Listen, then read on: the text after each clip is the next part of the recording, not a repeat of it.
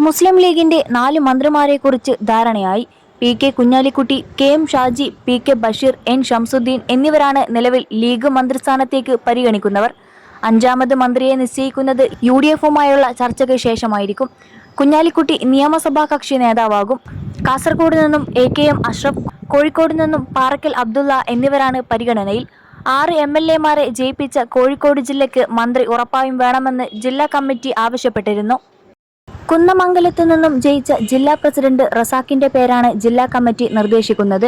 എന്നാൽ തങ്ങൾ കുടുംബം കൂടിയായ കോട്ടക്കൽ MLA ആബിദ് ഹുസൈൻ തങ്ങൾക്ക് വേണ്ടി അടുത്ത സമ്മർദ്ദം ഉയരുന്നുണ്ട്.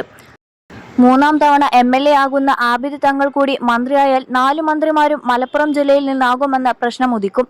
അതിനാൽ തന്നെ മറ്റു ജില്ലകൾക്കും പ്രാതിനിധ്യം വേണമെന്ന വാദത്തിനാണ് മുൻതൂക്കം.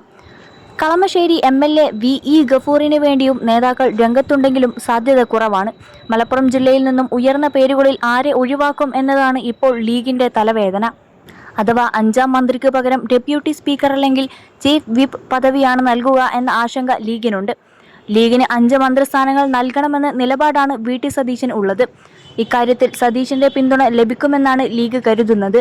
21 ലക്ഷത്തോളം സന്തുഷ്ടരായ ഉപഭോക്താക്കളും 2 ലക്ഷത്തോളം തിമിര ശസ്ത്രക്രിയകളും പൂർത്തിയാക്കിയ മലബാറിലെ ഏക കണ്ണാശുപത്രി Al Salama eye hospital, hospital road, Perinthalmanna.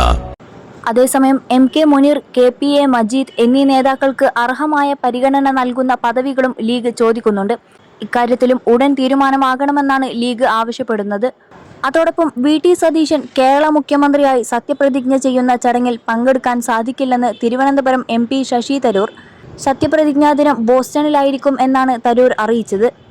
ബോസ്റ്റണിലെ Fletcher school of law and ഡിപ്ലോമസിയുടെ ബിരുദദാന ചടങ്ങിൽ ഉദ്ഘാടന പ്രസംഗം നടത്താൻ പോകുകയാണെന്ന് സാമൂഹിക മാധ്യമമായ Xലൂടെയാണ് തരൂർ അറിയിച്ചത്.